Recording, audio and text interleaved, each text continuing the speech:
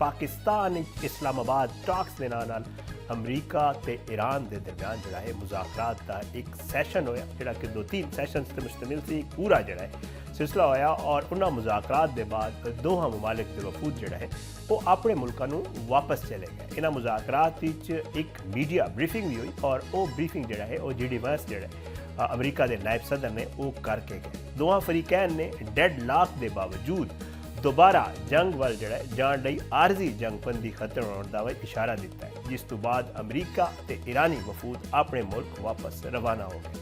उन्हें वापस इस उम्मीद नाल ये वफूद गए ने कि पाकिस्तान की सालसी ते मुसलसल राबते के जरिए जारी मुज़ाकरात जड़ा है वो जिन्हां नाल पूरी दुनिया च अमन है वो अगे वध सकणगे। इन्हां गल्लां विच जड़ा है ये जे कुछ हो रहा सी अमरीका ने की तजावीज़ पेश कीतियां, डेडलॉक वाले नुकात उत्ते एतमाद किन्ना ही होया, इख्तलाफात किन्नी हद तक घट गए अते पाकिस्तान का इस मुज़ाकरात विच किरदार के रहा। बेशक अमरीका ते ईरान जड़ा है हाले तक किसी वायदे ते नहीं पहुँच सके पर इन्हों सामने बिठाना ही अपनी जगह ते पाकिस्तान दे एक बहुत वड्डी कामयाबी है। माजी दे अमन मुज़ाकरात दे बरअक्स पहली बार इहो जिहा होया है कि बिला वास्ता पैगामात ते तहरीरी मुसवदे का तबादला भी इन्हां मुज़ाकरात विच कीता गया। तारीखी मुज़ाकरात की पहली नशिस्त विच इन्हां अहम मामलात ते गल्लां होईयां जिन्हां दे विच यूरेनियम चंगे हथियारां दे हवाले नाल गल्लां होईयां, ईरान उत्ते माशी पाबंदियां अते जंग जिहड़ा है मुकम्मल तौर पर खत्म करने के इकदामात ते होर कुछ अहम मसाइल से भी इन्हां मुज़ाकरात विच गल हुई। कई इख्तलाफात जिहड़ा है वो काफ़ी हद तक कमी आई पर 3 बुनियादी नुकात उत्ते इत्तफाक ना हो पाया जिन्हां दा सबब मुज़ाकरात का डेडलॉक जो है वो बढ़िया। ईरान विच मौजूदा जिहड़ा यूरेनियम है उसका मुस्तकबिल की होएगा, एक उन्हां दे विच ये मामला सी। दूजा स्ट्रेट ऑफ हॉर्मज़ का जिहड़ा है वो कंट्रोल अते तीजा ईरान के जिहड़े मुंजमद एसेट्स ने उन्हां दी बहाली दा वक्त जिहड़ा है उहदा चीज़ जिहड़ा है वो सामने नहीं आई जिहदी वजह तो ये डेडलॉक किया जा रहा है कि ये पैदा होया। मुज़ाकरात का नतीजा जिहड़ा है वो फिलहाल सामने नहीं आया पर सीज़ फायर जिहड़ा है वो हुण भी बरकरार है तो उम्मीद ये की जा रही है कि अगे भी एक कायम रहेगी। ज़रा ये दस रहे हैं कि पाकिस्तान पूरी कोशिश कर रहा है कि फरीकैन के दरमियान इख्तलाफात जिहड़ा है वो ख़त्म हो जाए। पाकिस्तान इन्हां 3 बुनियादी जिहड़े मैं तुहानूं दस चुका इख्तलाफात नूं हल करन लई न्यूट्रल प्लेयर का जिहड़ा किरदार है वो पहले भी अदा कर रहा सी और हुण भी अदा करता रहेगा और अगे भी कर सकता है। इस तरह का किरदार जो इख्तलाफात नूं कम करके एक ऐसी तजवीज़ से गौर करन ते इन्हां दोनों मुल्कां नूं ले आवे जिस नाल इस मसले का जिहड़ा है वो मंतकी हल निकल सके।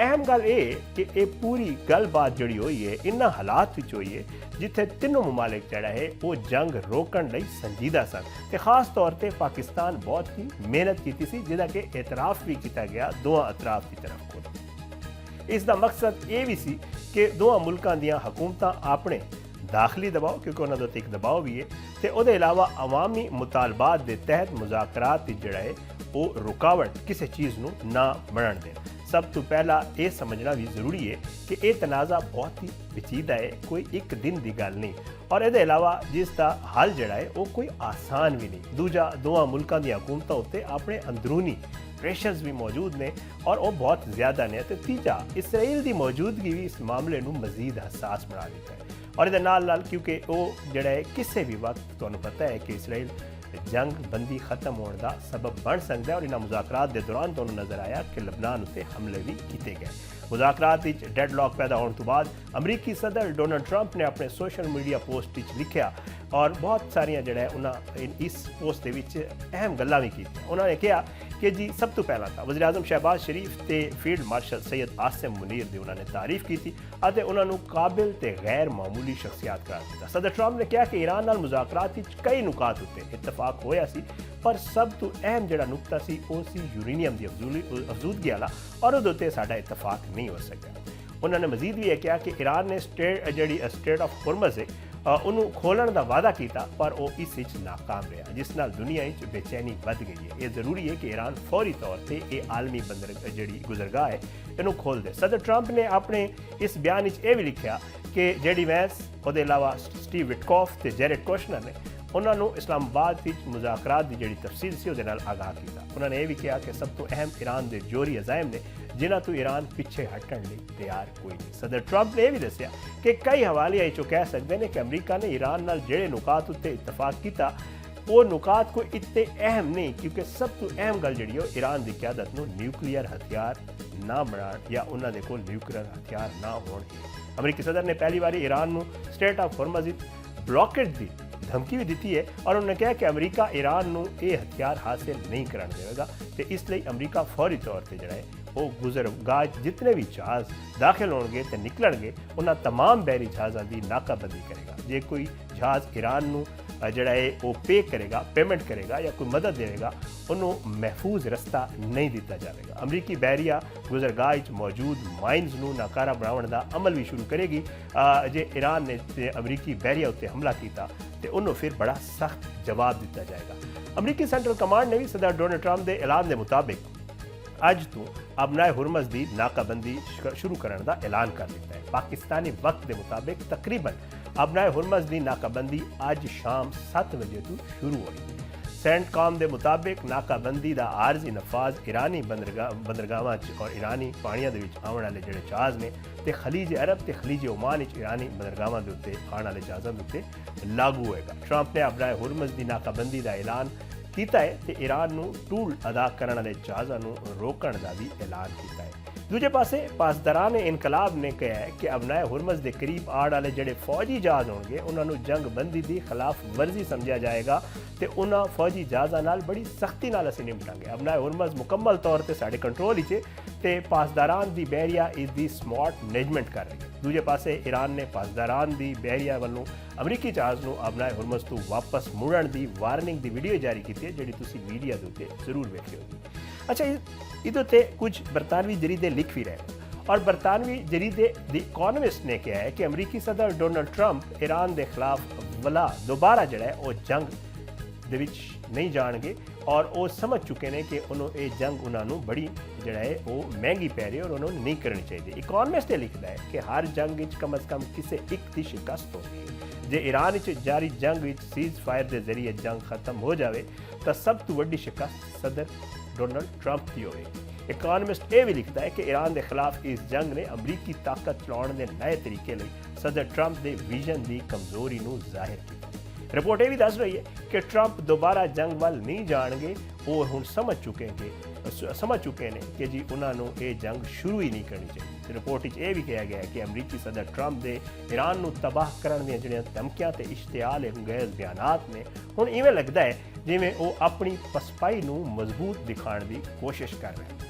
इकोनॉमिस्ट का यह भी कहना है कि ट्रंप जानते हैं कि नई जंग जो है वो मंडियां खौफ तो हिरास पैदा करेगी तो सुनहरी दौर के दाव्या तो बाद वो मुज़ायका खेज जोड़ा है जोड़े दावे कर चुके हैं वो फिर मुज़ायका खेज लगेंगे। ट्रंप के 3 वड्डे मकासद ने मशरक़ वस्ता को ज़्यादा महफूज तो खुशहाल बनाना, ये उन्होंने दावा किया ईरानी हुकूमत का खात्मा तो ईरान को मुस्तकिल तौर पर जोहरी ताकत बनने तो रोकना और वो जोड़े मामलात ने जितने उन्हें दावा किए सन वो पूरे बिल्कुल भी नहीं हो सके। जनाब ईरानी पार्लियामेंट के स्पीकर मोहम्मद बाकिर कालीबाफ ने जवाब दिता है और उन्होंने यह किया है कि अबनाए हुरमज़ की नाकाबंदी बारे बयान जड़ा है वो बहुत ही मुज़ायका खेज है। नाम निहाद जड़ी नाकाबंदी के बाद थोड़ी देर तुसी जड़ा है $4 to $5 वाले पेट्रोल में फिर याद करोगे, ये कहना सी बाकिर कालीबाफ का। उन्होंने एक्स से पोस्ट की थी और उन्होंने कहा कि ईरान के अज़म को दोबारा आजमान की कोशिश न की जाए, किसी भी गलती का सबक पहले ही दिता जाएगा। जो तुसी जंग करोगे तो असी भी जंग करांगे, जो तुसी मनतक नाल गल करोगे तो असी भी फिर मनतक नाल गल करांगे। दूजे पासे ईरानी वफद ने कहा कि उन्होंने ईरान की नेकनीति साबित करने बहुत अच्छे इकदाम किए जिन्हों के नतीजे मुज़ाकरात पेशरफ्त हुई। उम्मीद है की जा रही कि जो मुज़ाकरात हुए हैं ये बिल्कुल खत्म नहीं हुए बल्कि इन्हें अगे भी बेहतरी की गुंजाइश है और चीन और दूजे ममालिक जोड़े अबनाए हुरमज़ के हवाले नाल स्टेटमेंट है सदर ट्रंप का वो बड़ी ही मुखालफत ते मुजम्मत कर रहे हैं और ये कह रहे हैं कि जी सदर ट्रंप के स्टेटमेंट ने खिते कशीदगी वधाण का यह जो स्टेटमेंट है वो इकदाम होएगा। चीन के वजीर दिफा डोंग जिन ने अपने बयान में कहा कि चीन के ईरान नाल अहम तजारती ते तवानाई के मुआहदे ने जिन्हों का एहतराम किया जाएगा। उन्होंने अमरीका को खबरदार किया है कि चीन अपने मफादात का तहफ़्फ़ुज़ करेगा तो उम्मीद रखता है कि होर मुल्क इस मामले में मुदाखलत नहीं करेंगे। एडमिरल डोंगजिन ने उन्होंने कहा है कि अबनाए हुरमज़ ईरान के कंट्रोल ही तो चीन लिए खुली है तो चीनी पहरी जहाज़ इस रस्ते तो मामूल के मुताबिक गुजर रहे हैं। चीनी वजारत खारजा ने भी अपने बयान किया है कि इस अहम आबी गुजरगाह को महफूज मुस्तहकम से बिला रुकावट रखना आलमी बरादरी का मुश्तरका मफाद है।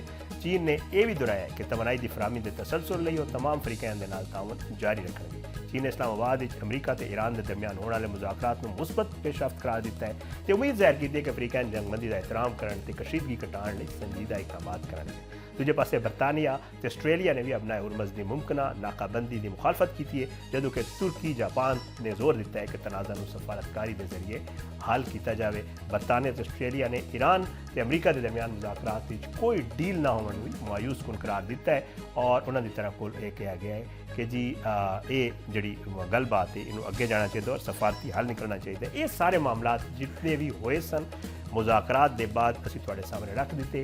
अपना हुरमज़ की बंदिश उहदा की असर पवेगा आलमी जी मईशत है उहदे और जेड़े ममालिक ने जिन्हों को तेल जा रहे अपना हुरमज़ के जरिए उन्होंने की रद्द अमल होएगा।